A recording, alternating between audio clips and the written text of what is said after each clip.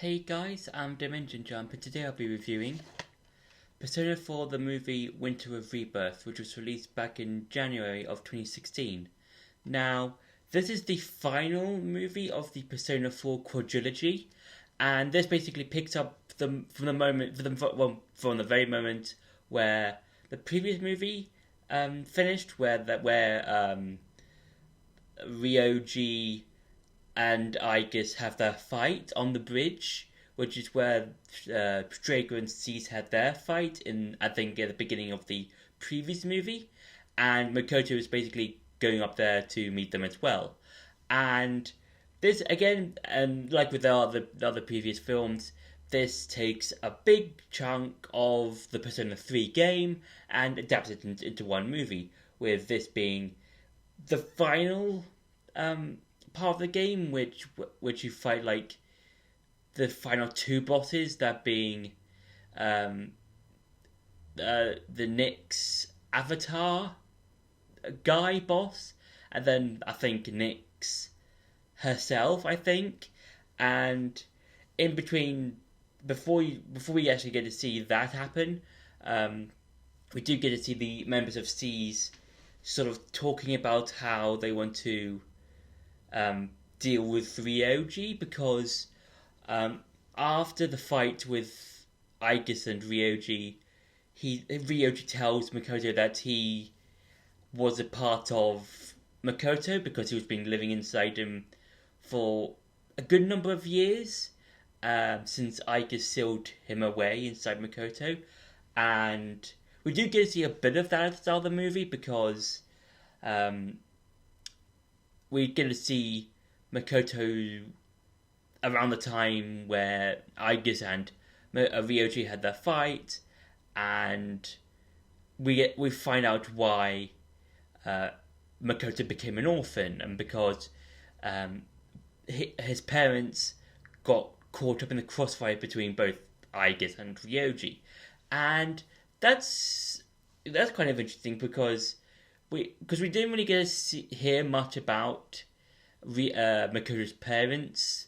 A lot, I think, was only in the first movie. We kind of got to hear a bit about it, and then I think there were some throwaway lines in the other films, but I don't think it was really too much about it. But we get to see a bit of it, and I think it's interesting to see like how we get to see what events led up to that moment and the events after that. And I do like how this movie is kind of similar to the previous one, Falling Down, in which it takes a slow time to build and build and build up into the events at the very end of the game, or in this case, the movie.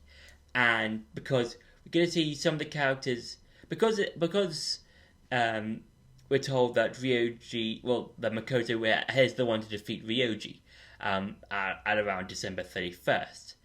And we get to see the other members of C sort of come to terms with that, kind of, because we kind of get to see them kind of like thinking about like, okay, we know what we want to do, but we're also scared about what decision might happen and what might happen to the world if Nyx is set out and the fall happens. So yeah, and throughout a majority of this movie, about 40 to 50 minutes, the colour is kind of bleak. It's kind of, you don't really get to see that much colour. Yes, there is colour in the movie, but it's very bleak. It's not very colourful. It's just on the border of just like no colour to like full colour. Like, it's kind of like bleak, because like, and I think that's a really good way of setting up for the rest of the movie, like the final 40 around the last 35 minutes or so, or 50 minutes or so. And yeah, I think it was really cool, because throughout the whole movie, like, all the characters are wondering what's going to happen, and what kind of decision Makoto is going to make, if he's going to take out Ryoji or spare him. And then one at around the 40 to 50 minute mark.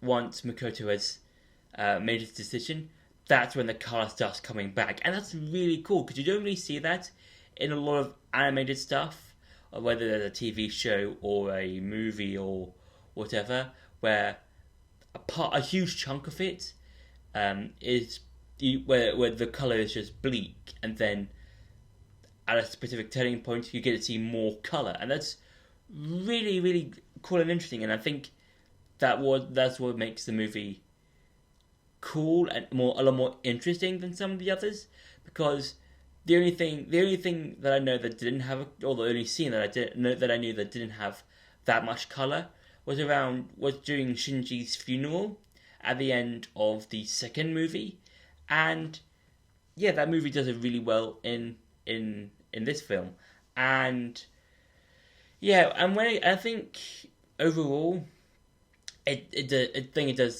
think the final like half an hour or so of the movie is really good, because that's when the C's team goes to Tartarus for the final time to fight Nyx, and it does the thing of they split into teams. So like the first team are like the battling Shadows, the second team are battling Strager, and then we've got the final team mainly being Yuki or Makoto, and that's basically him fighting the Nyx avatar, that being Ryoji, and that's really interesting because, and also I would say a nice way of adapting the final fight, because in the final fight against the Nyx avatar, it's basically your team, depending on who you have in your party at that particular fight, against the Nyx avatar.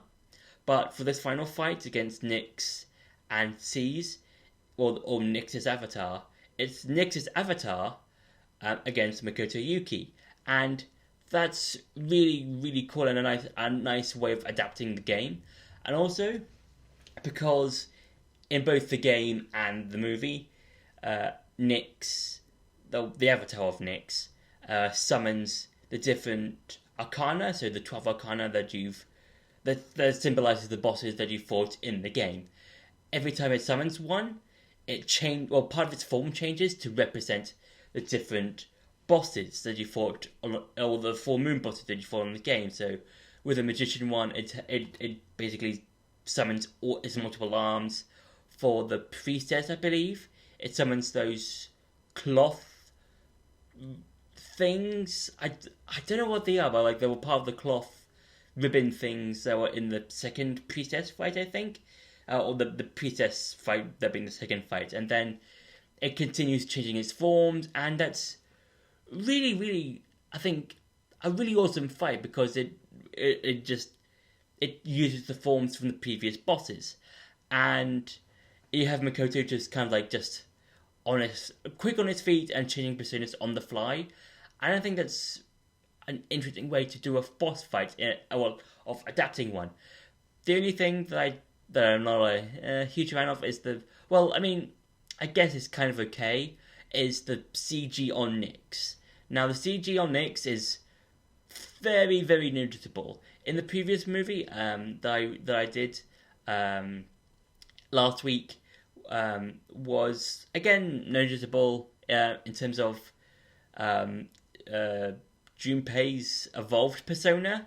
That was quite noticeable. But in this film, when it comes to the final half an hour or so, the CG is really, really noticeable, but I don't really mind. Nyx is a very huge, or the avatar of Nyx is a very huge design, so I do understand that why it went to CG instead of being drawn normally. But overall, I would say that went to a Rebirth is a good adaptation. It's similar to Falling Down, where it takes everything slow. You don't go too fast. There are some jumping about points where it'll go from one day to the next, or one day to 7 weeks, or 7 days ahead, or something like that. So yeah, it does do that a bit, but overall, it does everything slowly. I think it just goes up and up and up in terms of we were building up to this final fight, and here it is. So yeah, I really enjoyed Winter of Rebirth. I think it's a nice conclusion to the Persona 3 quadrilogy. Now, next week I will be reviewing the Persona 3 movies as a whole and just sort of talking about some of my thoughts about it, like what I liked, what I didn't like, and what the films could have done better or how they could have improved. So that sort of thing. So yeah, so that's been my review for Persona 3, the movie Winter of Rebirth. I hope you enjoyed this video. Don't forget to like, share, and subscribe. And I'll see you in the next video.